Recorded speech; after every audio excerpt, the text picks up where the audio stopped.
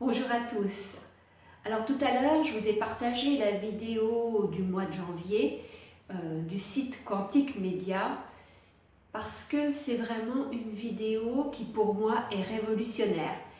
Euh, cette vidéo est menée par le chercheur français Vieille Dent, c'est son nom, et il dévoile les résultats de ses derniers travaux de recherche qu'il a menés évidemment avec d'autres scientifiques.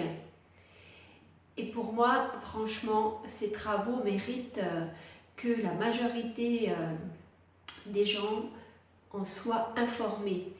Parce qu'il a mis au point un appareil, c'est une caméra sophistiquée, je ne vais pas rentrer dans les détails, si vous voulez plus de détails, allez voir le schéma qu'il montre sur son PowerPoint dans sa conférence.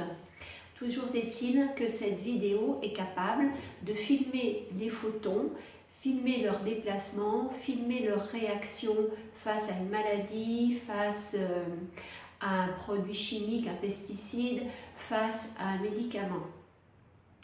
Et ce monsieur Vieille Dent va vous montrer dans sa vidéo ces interactions, ces changements énergétiques finalement, parce que c'est de cela qu'il s'agit.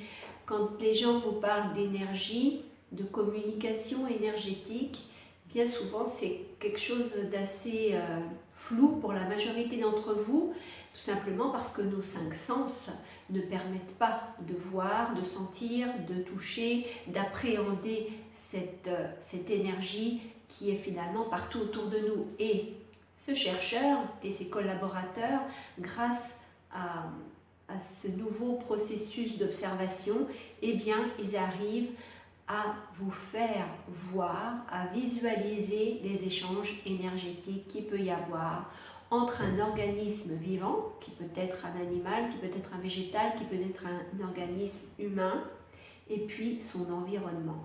Donc ça, franchement, c'est une révolution parce que finalement, c'est tout ce que nous dit l'Ayurveda depuis 5000 ans qui enfin est révélé à nos yeux d'occidentaux cartésiens, j'oserais dire. Alors bien sûr, avant ces travaux, il y a eu des travaux préliminaires. Je vous rappelle les travaux de Benveniste. Le pauvre, ces travaux ont fait l'objet d'un dénigrement de la part de nos hautes instances scientifiques, c'est l'NRS et compagnie, et du coup, ces travaux lui ont valu une mise au placard, qui finalement lui aura été fatale, puisque M. Benveniste s'est suicidé suite à ce mauvais traitement qu'on lui a infligé. Les médias ont été aussi très forts pour vraiment le décrédibiliser. Suite à ça, il y a quelques années, c'est le docteur Montagnier qui a repris les travaux et qui est allé un peu plus loin encore et qui nous a bien montré que chaque être humain peut recevoir, et pourquoi? Parce qu'on est aussi constitué de beaucoup d'eau, et que l'eau est capable de recevoir une information, c'est-à-dire par exemple vous mettez un médicament dans l'eau, vous enlevez ce médicament, et bien votre eau elle est pleine des informations de ce médicament et peut du coup traiter quelqu'un. Au lieu de faire ingurgiter le traitement en l'état au patient, mais non, on va lui faire ingurgiter simplement de l'eau qui se souvient qu'elle a eu en elle ce médicament. Et rien qu'en ingurgitant cette eau informée, si j'ose dire, vous recevez les bénéfices du traitement. Donc c'était déjà à l'époque pour moi des travaux révolutionnaires, mais là, de voir finalement avec nos yeux ce qu'il en est réellement au niveau physique et chimique, là ça dépasse encore tout ce qu'on pouvait imaginer. Et du coup, c'est vrai que là c'est assez parlant ce que nous montre ce chercheur dans sa conférence, parce qu'il peut vous montrer comment les photons vont se déplacer, vont réagir suite à par exemple une maladie, suite chez les oliviers aussi qu'il cite, des oliviers qui sont malades, atteints d'une certaine bactérie. On compare des feuilles saines à des feuilles malades et on voit que les photons se comportent différemment. Et du coup, mais ça ouvre des perspectives fabuleuses aussi au niveau environnemental, parce que des végétaux qui sont dans un environnement pollué, eh bien leurs photons ne réagissent pas pareil que le même végétal placé dans un environnement sain. Donc on peut diagnostiquer un problème environnemental juste en observant un végétal, par exemple. Et puis pour l'homme, ces travaux vont révolutionner, je l'espère, parce qu'en France c'est toujours très compliqué de changer les façons de faire.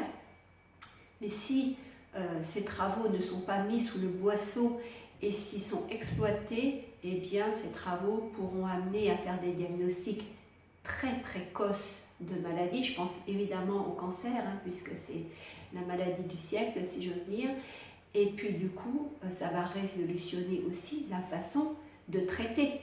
Parce que si on se dit qu'il suffit de mettre en contact le patient avec simplement l'information moléculaire sans le bombarder de chimio et ou de médicaments qui ont des effets secondaires épouvantables, eh bien, ça ouvre là des perspectives incommensurables. Donc voilà, c'est vraiment, on commence l'année sur les chapeaux de roue grâce à cette conférence, grâce à ces scientifiques français, je le rappelle, qui œuvrent vraiment eh bien, pour que le domaine énergétique ne soit pas un fantasme, que les médecins ouvrent les yeux et comprennent que ça existe réellement et que ce n'est pas simplement des illuminés qui parlent de ça. Donc voilà, message d'espoir aujourd'hui, en ce début d'année. Comme d'habitude, je vous dis, prenez soin de vous. Au revoir.